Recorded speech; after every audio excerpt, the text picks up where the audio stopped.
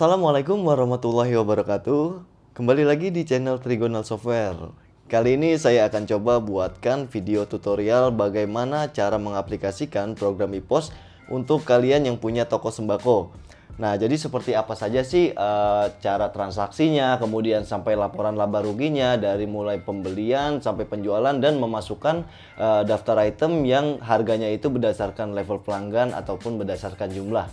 Gitu ya. Oke, kita langsung aja kita buatkan untuk videonya seperti ini. Oke, untuk langkah pertama itu pastinya kita coba masukkan dulu barang apa saja yang kita jual ya. Di sini saya akan coba contohkan misalkan item yang kita jual itu aqua ya. Kode itemnya A001 aqua, kemudian jenisnya di sini minum. Oke, kemudian satuan harganya berdasarkan satuan, artinya ada piece, ada dus gitu ya, multi satuan ya.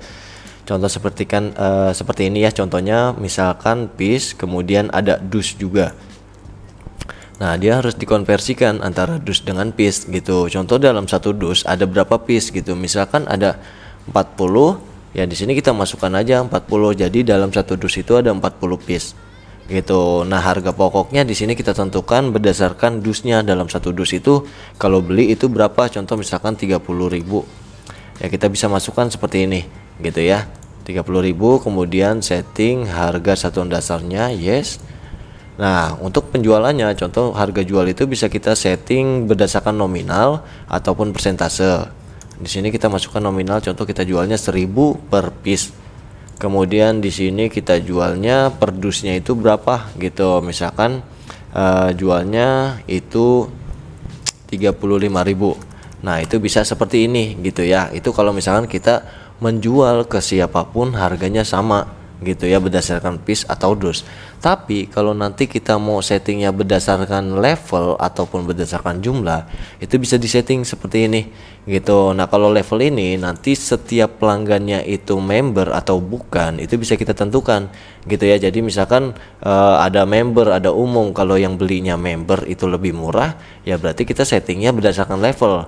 Kalau misalkan kita itu menentukan harganya berdasarkan jumlah, jadi walaupun umum membelinya itu lebih dari 5 dus harganya lebih murah, itu kita setting berdasarkan jumlah gitu ya. Atau mungkin ya lebih dari 1 dus harganya akan menjadi lebih murah. Nah, itu bisa kita setting berdasarkan jumlah gitu. Sekarang kita coba misalkan aquanya kita setting berdasarkan level karena ada membernya ya. Nah, ini kita bisa setting sama untuk satuannya. Di sini kita pilihnya piece, kemudian pilihnya di sini satuan duanya itu dus gitu. Nah, di sini konversinya pilih 40. Tadi harga pokoknya kita coba misalkan 30.000 juga ya. Nah, di sini kemudian harga pokok dasarnya kita setting ya. Nah, sama. Oke, kemudian di sini sama untuk setting harga bisa berdasarkan persentase ataupun nominal. Harga jual level 1 itu artinya biasanya digunakan untuk general atau umum. Kalau umum misalkan kita tentukan harganya 1.500 per piece-nya. Tapi kalau misalkan member itu kita setting harganya berdasarkan level ya. Harganya misalkan lebih murah menjadi 1.000. Nah, itu bisa seperti ini. Untuk melihatnya itu kita bisa dari master data, terus grup pelanggan. Ini kita klik. Nah, di sini kalau kita lihat ada level harga ini 1, itu untuk general. Untuk umum biasanya pasti general gitu ya. Tapi kalau misalkan untuk member itu bisa jadi bronze, silver atau gold gitu. Jadi misalkan di atas member ada lagi gitu ya yang harganya mau lebih murah, misalkan keluarga gitu ya. Nah, itu bisa juga gitu ya. Atau untuk grosir gitu ya di atas member. Nah, itu mungkin bisa juga kita setting nantinya. Di sini berarti harga jual level 3-nya berarti lebih murah. Contoh misalkan Rp900. Nah, itu bisa untuk per piece-nya gitu ya. Tapi kalau kita cuma mau pakai 2 level ya berarti cukup pakai yang bronze sama general ini gitu. Nah, ini nanti berpengaruh saat kita input daftar pelanggannya gitu. Contoh misalkan kita pakai 2 ini aja ya, general dan bronze, level harga 1 dan 2. Berarti di sini harga jual level 1, level 2. Nah, gitu ya. Nah, kemudian kalau si umum beli dusnya itu lebih mahal, contoh misalkan dia mau beli per dusnya ya. Nah gini misalkan harganya itu 38. Nah seperti ini. Kemudian kalau misalkan si member yang beli harganya 34. Nah ini berarti kan lebih murah nanti kalau misalkan si member yang beli gitu ya. Nah ini bisa setting seperti ini gitu. Ini untuk berdasarkan level pelanggan gitu ya. Nah nanti level pelanggan ini kita tentukan dari master data daftar pelanggannya gitu. Nah ini daftar pelanggan terus kita tambah. Nah di sini saat kita input pelanggan, contoh misalkan pelanggan A. Nah di sini kita diminta untuk dimasukkan grup pelanggannya. Nah grup pelanggan ini ada general sama bronze gitu. Jadi kalau kita cek lagi dari sini grup pelanggan untuk yang nomor 2 level harga 2 itu kan bronze. Berarti kita pilihnya di sini bronze gitu. Nah kemudian kita simpan. Nah nanti otomatis kalau misalkan si pelanggan A itu membeli aquanya per piece ataupun per dus, dia akan mengambil harga level 2 nya gitu. Tapi kalau untuk umum di sini sudah ada defaultnya, dia masuknya grup pelanggan general. Nah itu dia akan mengambil harga jual level 1 gitu ya. Nah ini untuk settingan berdasarkan level.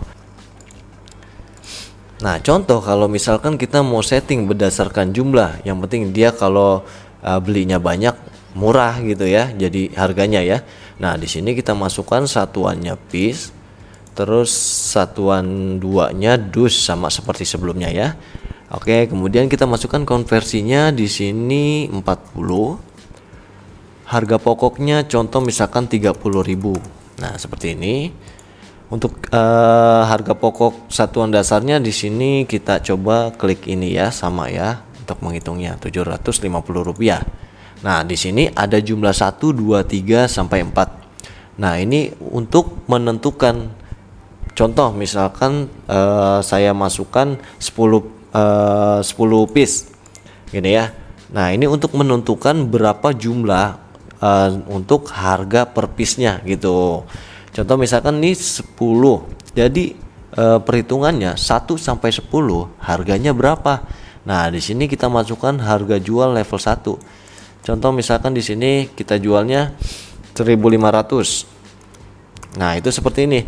Jadi pelanggan kalau misalkan beli 1 sampai 10 itu harganya per piece-nya dihitung 1.500. Nah, kalau dia belinya di atas 10, contoh 11 sampai 20, itu harganya akan turun per piece-nya menjadi 1.300. Contoh seperti ini ya. Nah, terus kalau misalkan mau dibuat lagi, misalkan dia belinya 21 sampai dengan 40. Nah, harganya itu 1.100. Contoh seperti ini itu bisa. Kemudian dia misalkan mau tentukan harga 41 ke atas. Jadi 41 piece ke atas. Itu di sini kita masukkannya 999 supaya kita menentukan orang ini pelanggan itu nggak mungkin mencapai membeli sampai sekian piece gitu. Karena kalau misalkan kita masukkannya 50, nanti orang yang membeli harganya jumlahnya lebih dari 50, contoh misalkan ada yang beli jumlahnya 51, dia otomatis harganya akan kembali ke harga pokok gitu, jadi harga jualnya. Makanya di sini masukannya 999 gitu.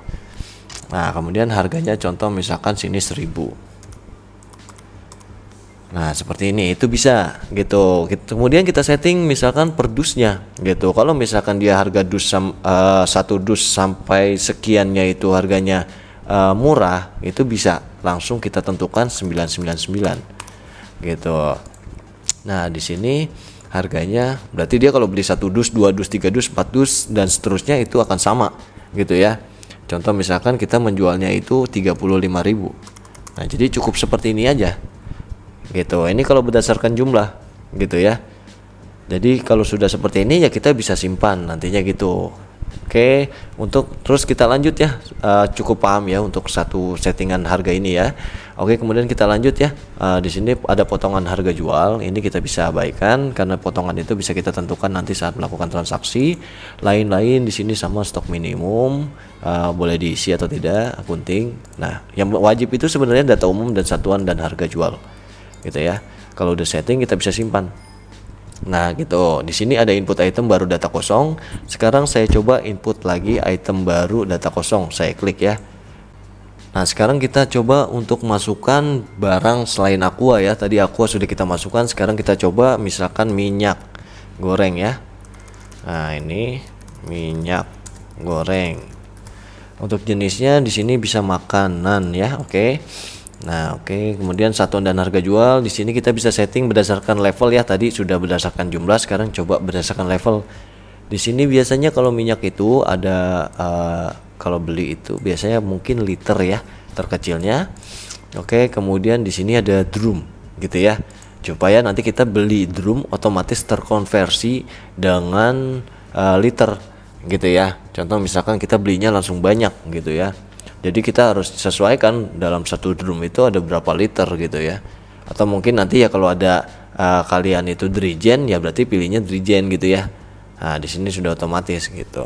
Contoh misalkan dalam satu drum itu ada 200 liter gitu ya, contoh ya. Nah berarti dalam satu drum ada 200 liter gitu. Kemudian harga pokoknya contoh misalkan di sini masukannya itu dalam kalau beli satu drum harganya misalkan 400.000.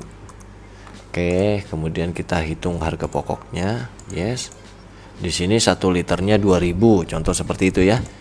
Nah, di sini untuk harganya sama seperti yang dijelaskan sebelumnya ya, levelnya ya. Bisa untuk harga pun bisa setting berdasarkan persentase ataupun nominal. Nah contoh misalkan level 1 atau general kita masukkan harganya 4.000 kita jualnya. Terus untuk member kita jualnya 3.000. Nah seperti ini. Kemudian kita masukkan kalau dia belinya drum nanti untuk si general harganya misalkan 440.000. Nah kemudian untuk si member harganya 420. Nah, jadi bisa disetting seperti ini harganya berdasarkan siapa si pelanggannya atau siapa yang membeli minyaknya, gitu ya. Oke, kemudian di sini kita bisa simpan, gitu ya. Oke, kemudian input item baru data kosong lagi. Saya coba tambahkan lagi untuk item yang misalkan toko kalian itu menerima konsinyasi. Gitu ya, contoh misalkan roti biasanya kan ada konsinyasi ya. Nah roti, oke, untuk jenisnya makanan. Di sini kalau konsinyasi itu harus dicentang bagian konsinyasi masuknya gitu ya, ini harus dicentang ya gitu. Nah kalau kalian itu ada yang jual roti juga dan ada yang menerima titipan juga gitu ya, jadi itemnya sama. Nah itu kalian harus buat lebih baik sih kalian bedakan itemnya gitu. Jadi jangan disamakan roti konsinyasi sama roti dagangan sendiri gitu ya, karena nanti kita bisa kesulitan untuk menentukan konsinyasi atau jumlahnya gitu ya yang terjual gitu untuk tagihannya nanti gitu ya. Oke, kemudian satuan dan harga di sini kita bisa pilih satu harga aja kalau misalkan dia enggak multi satuan gitu ya, atau jual kemanapun harganya berapa itu sama karena ini titipan. Nah ini kita masukkan piece, kemudian harga pokoknya contoh si supplier nitipnya 2.000 per piece. Nah kita jual 3.000. Nah ini bisa seperti ini, kemudian kita simpan. Oke, setelah itu kita selesai input, otomatis di sini semuanya sudah tampil ya. Untuk item apa saja yang kita jual gitu. Kemudian sekarang kita coba untuk tambahkan stoknya dari pembelian untuk aqua dan minyak goreng ya. Contoh misalkan kita beli aqua, kita tambah.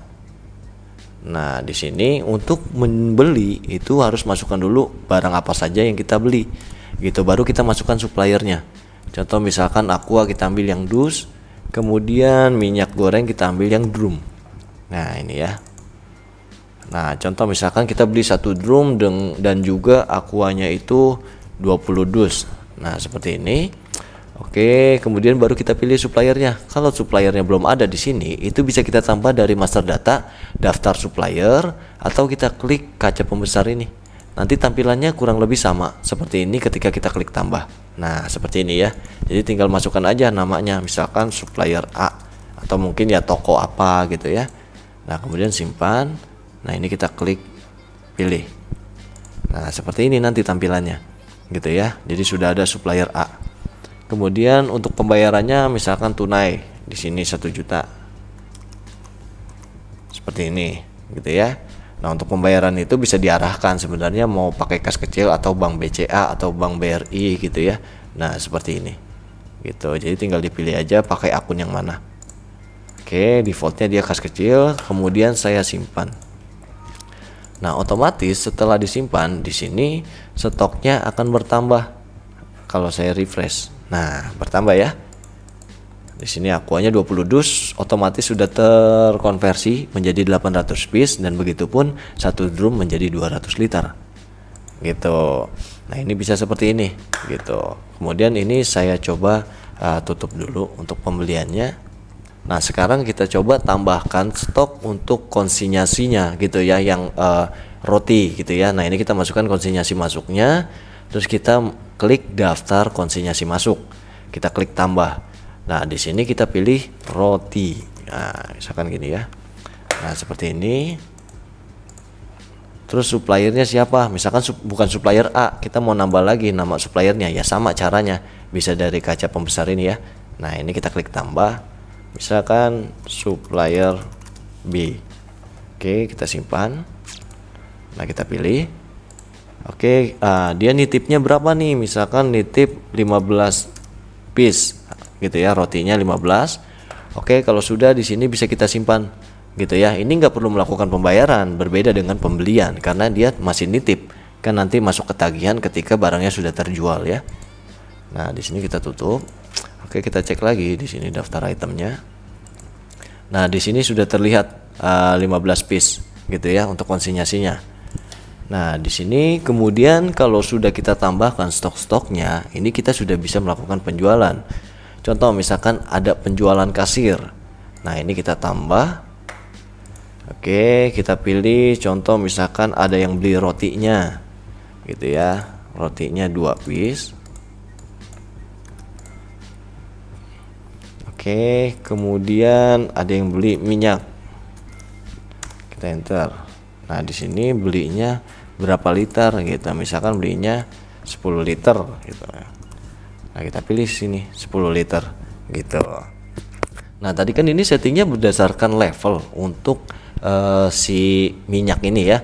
Nah, kalau kita ganti menjadi pelanggan A yang levelnya bronze atau level 2, dia otomatis akan berubah untuk harganya gitu. Jadi udah sesuai menentukan siapa pelanggannya gitu ya. Dan juga kita coba sekarang yang berdasarkan jumlah tadi itu aqua. Nah, ini aqua. Nah, kalau di sini ini kan harganya 1.500. Kalau saya ubah di sini menjadi 11, otomatis berubah harganya menjadi 1.300 yang tadinya 1.500. Jadi ya berdasarkan ini ya, jumlah ya. Kalau tadi 21 di sini akan berubah lagi gitu. Semakin dia banyak semakin murah sesuai settingan kita berdasarkan jumlah tadi gitu ya. Nah, terus kita coba lakukan pembayaran. Oke, untuk pembayarannya kalau tunai, cash atau masuk kas kecil atau kas laci ya, si kasir itu bisa masukkan dari sini. Kalau uangnya 100.000 ya masukkan 100.000, otomatis ada kembalinya. Kalau dia transfer itu bisa masukkan di kartu debit gitu. Jadi harus sesuai ya, 59 100. Nah, di sini kita pilih banknya, dia transfernya kemana. Kalau BCA ya pilih BCA gitu ya. Tapi sekarang kita coba misalkan dia bayarnya cash. Oke, terus saya simpan. Setelah berhasil disimpan, sekarang kita cek daftar itemnya. Ini otomatis akan berkurang. Nah, sesuai dengan penjualan kita tadi. Nah, untuk sembakonya seperti ini gitu ya. Nah, sekarang bagaimana kalau misalkan ada stok yang ingin kita keluarkan sendiri, atau misalkan kita makan sendiri, atau kita sumbangin gitu ya, atau kita buang karena sudah tidak layak dijual dan itu pun tidak bisa diretur gitu ya. Nah, itu bisa kita coba lakukan pengeluaran stok tanpa menjual. Itu dari menu persediaan ini, kemudian daftar item keluar, terus kita tambah. Nah, di sini kita pilih itemnya misalkan aquanya. Nah, aqua ini satu dus kita ada sumbangan gitu, misalkan ada acara dia tetangga gitu ya. Nah, ini kita mau sumbangin satu dus Nah, misalkan keterangannya sumbangan. Nah, ini kalau saya simpan, otomatis stoknya berkurang 1 dus dan di laba ruginya akan menjadi kerugian sebanyak 100% dari harga pokok gitu ya. Nah, ini kita simpan. Nah, kita tutup, kita cek daftar itemnya, otomatis pasti berkurang lagi stoknya ya. Gitu untuk yang dus. Gitu ya. Dia sudah saling terkonversi sih, sudah otomatis antara piece dengan dus. Gitu. Ini kita tutup. Oke, itu untuk cara mengeluarkan stok ya. Di sini kita juga menyediakan pos system ya, yang sudah satu paket dengan mini printer dan juga customer display-nya, gitu ya. Nanti kalau misalkan kalian membutuhkan pos system ini ya bisa hubungi kita di kontak bawah deskripsi. Oke, setelah kita masukkan untuk data barangnya apa saja yang kita jual, itu kita langsung lanjut ke akuntansi. Gitu ya, saldo awal perkiraan. Nah, saldo awal perkiraan ini neraca awal dia harus dibuat balance di awal gitu. Jadi harus diseimbangkan ya.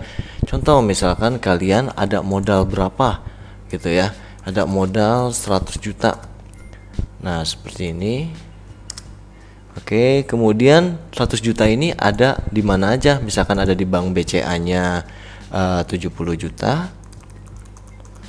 Kemudian bank mandirinya 20 juta, bisa seperti ini. Atau mungkin mau langsung di BCA nya 100 juta itu sebenarnya nggak masalah ya. Kemudian 10 juta kalian pegang, nah itu bisa seperti ini gitu. Kemudian simpan, yang penting harus balance ya totalnya. Setelah kita masukkan saldo awal perkiraan, sudah disesuaikan neraca awalnya supaya laporan neraca akhirnya tetap seimbang. Kemudian kita sekarang coba lakukan untuk pembelian ya. Jadi untuk menambah stoknya gitu ya. Nah, di sini bisa dari daftar pembelian, kemudian kita tambah. Nah, untuk menambah itu kita harus masukkan dulu kode itemnya, baru masukkan suppliernya, gitu ya. Contoh untuk kode itemnya itu kita misalkan tadi mau membeli aqua. Nah, aquanya kita pilihnya dus, kemudian kita coba minyaknya juga ya. Minyaknya kita pilihnya yang drum, gitu ya. Oke, baru kita pilihnya supplier A misalkan gitu ya. Contoh misalkan kita membelinya 20 dus dan 1 drum minyak goreng. Untuk pembayaran di sini kita bisa pilih masuk ke tunai ya. Otomatis dia biasanya kredit. Kredit itu menjadi hutang kita ke supplier gitu ya. Tapi kalau bayar cash kita masukkan nilainya di tunai atau DP 1 juta. Kemudian kita pilih kode akunnya di sini ya. Nah, yang gambar pensil ini kita pilih, misalkan kita bayarnya pakai BCA, ya pilihnya BCA gitu ya. Nah, kemudian kita klik OK. Nah, jika sudah di sini bisa kita simpan. Nah, setelah berhasil disimpan, kita bisa cek dari daftar itemnya. Di sini master data daftar itemnya. Nah, otomatis stoknya akan bertambah. Masing-masing sudah terkonversi antara dus dengan piece atau liter dengan drumnya ya.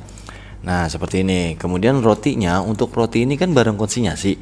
Nah, untuk menambahnya dia bukan dari pembelian, tapi dari konsinyasi masuk. Kemudian daftar konsinyasi masuk. Nah, di sini kita klik tambah. Contoh kita masukkan kodenya, itemnya roti.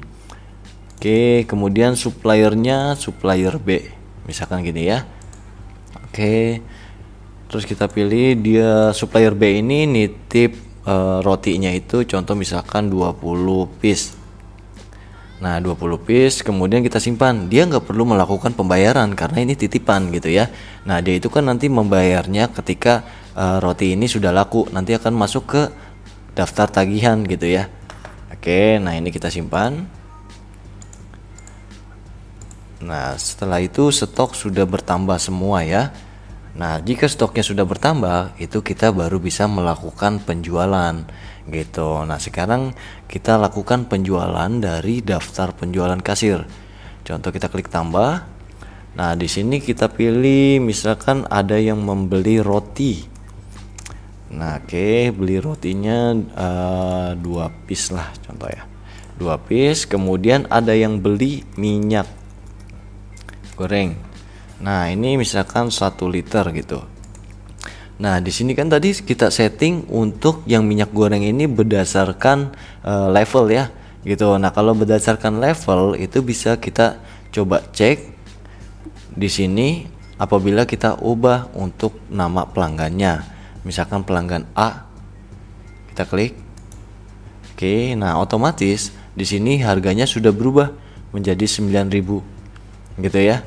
Nah, di sini menjadi 3.000 per liternya gitu ya. Nah, kalau misalkan umum dia pasti balik lagi gitu ya, jadi 4.000. Nah, ini pelanggan. Terus ada yang membeli juga Aqua. Nah, ini contoh Aquanya, misalkan belinya bis ya. Nah, sekarang kita coba ubahnya, misalkan pelanggan A dia belinya 11 piece. Otomatis harganya nanti akan berubah. Nah, menjadi 1.300 karena Aqua ini tadi kita setting berdasarkan jumlah. Siapapun yang beli, pelanggan umum ataupun member, dia tetap 1.300, tapi yang kita setting berdasarkan level itu akan kembali sesuai levelnya. Gitu ya.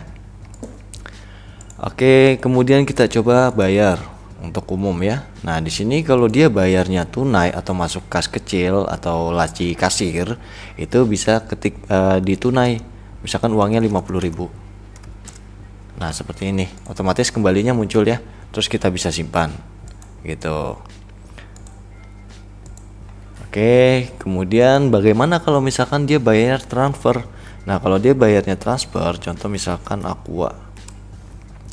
Di sini Aquanya belinya yang dus 35 nih, Abi ubah menjadi misalkan 4. Nah, kemudian kita bayar. Kalau dia bayarnya transfer, kita bisa masukkan ke debit gitu, 140. Nah, pilih akunnya misalkan BCA, kemudian kita simpan. Oke, otomatis BCA-nya bertambah gitu ya. Nah, itu untuk penjualan kasirnya. Jadi sudah sesuai untuk harganya yang ditentukan dari settingan awal di daftar itemnya. Gitu ya. Oke, sekarang kita tutup untuk penjualannya. Oke, nah sekarang kita coba bagaimana kalau misalkan kita ada pengeluaran untuk biaya operasional. Kayak contoh biaya listrik atau mungkin biaya air atau mungkin internet gitu ya. Itu bisa dikeluarkan dari akuntansi kas keluar. Nah, di sini kita tambah untuk kode akunnya, kita pilih kode akunnya 6 untuk biaya ya. Nah, di sini kode akunnya sudah disesuaikan, dia 6, ada beberapa ya. Nah, contoh misalkan kita ada biaya internet, ini kita masukkan contoh biaya internetnya 400.000. Kemudian di sini kita masukkan lagi contoh misalkan ada biaya gaji juga bisa dari kas keluar ya. Nah, ini ada gaji pegawai, kita masukkan contoh misalkan 2 juta. Nah, otomatis jumlahnya di sini 2.400.000. Itu kita keluarkan dari akun mana? Contoh misalkan keduanya ini kita keluarkan dari akun BCA. Berarti kita pilih BCA.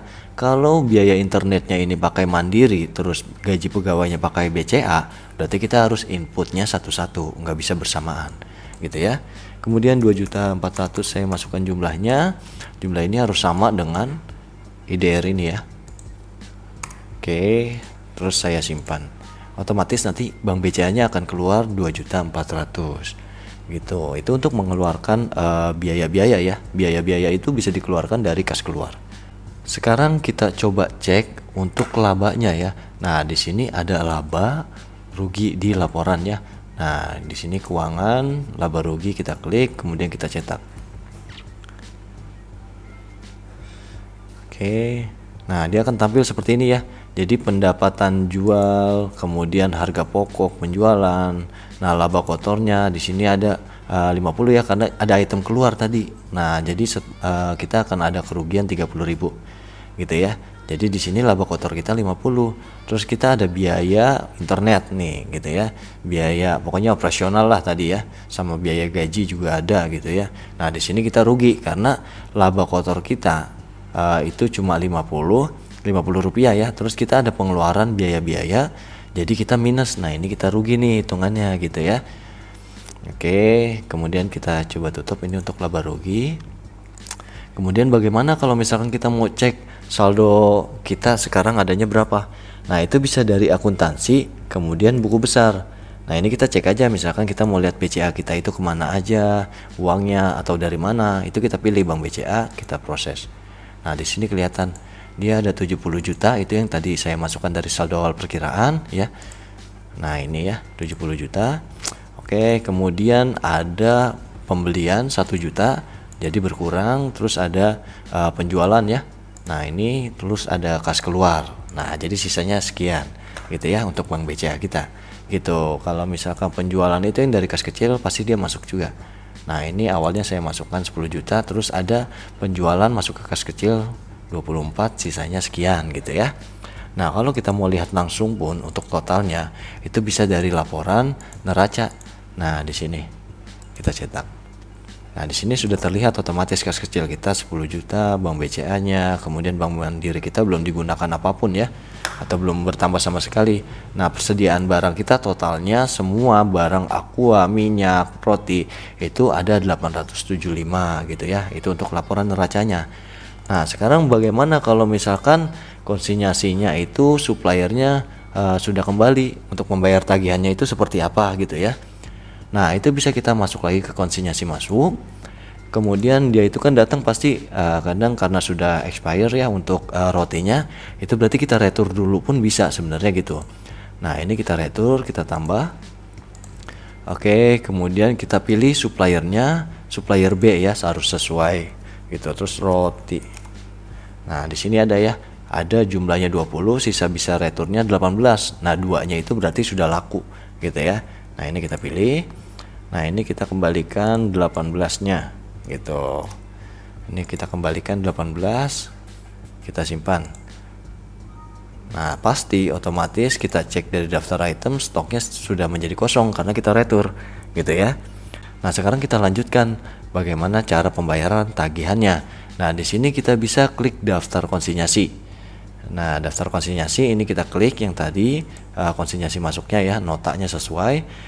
Oke, nah di sini terlihat jumlah konsinya dia awalnya titip 20. Terus karena 18 nggak laku ya kita retur jadinya 18. Tapi total keluarnya ini 2, jadi laku ya. Nah laku ini 2. Nah kita bisa buatkan tagihannya gitu. Nah ini kita bisa buatkan tagihan, kita klik. Oke, kemudian kita simpan gitu ya.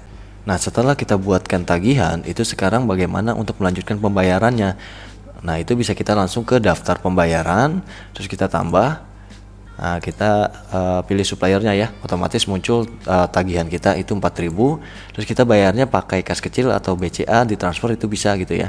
Kalau misalkan dibayarnya kas kecil ya pilihnya kas kecil gitu. Kemudian kita simpan. Nah otomatis untuk transaksi konsinyasinya itu sudah sesuai. Nah biasanya kan pasti supplier roti kita akan kasih kita yang baru rotinya. Nah itu otomatis kita harus masukkan lagi berarti dari konsinyasi masuk daftar konsinyasi gitu. Sama ya caranya, tambah seperti yang awal gitu, roti, kemudian kita pilih misalkan 20 lagi gini. Nah terus suppliernya B, kita simpan. Nah otomatis stoknya bertambah lagi di daftar item gitu.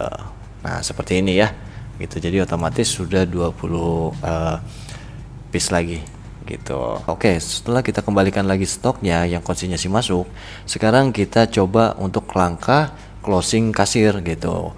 Nah kalau untuk closing kasir kita masuk ke penjualan, daftar penjualan kasir. Nah di sini kita klik laporan. Oke, kemudian kita preview.